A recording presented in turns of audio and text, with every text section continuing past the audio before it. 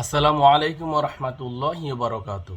এই ৩৬ ইঞ্চি নামক একটা হুজুর, যিনি ওই যে মুরগির ডাক দিয়ে ভাইরাল হয়েছেন, এই হুজুরের ওয়াজটা একটু শুনুন, বা কথাগুলো একটু শুনুন। ওয়াজ না তো, কথা, এই কথাগুলো একটু শুনুন।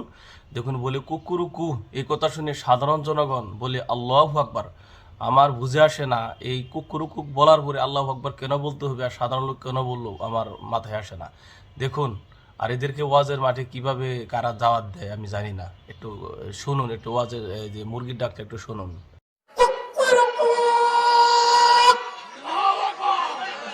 ডাক দেয় কি দেয় না?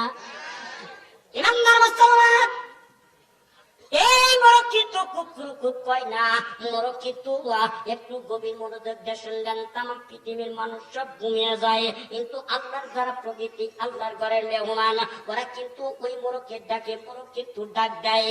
কুদ্দুসুস সালামুল মুমিনুন।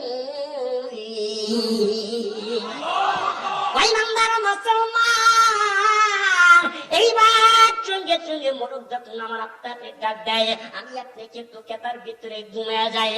বাগান দিয়ে খবরদার খবরদার, কেউ ঘুমাইবে না।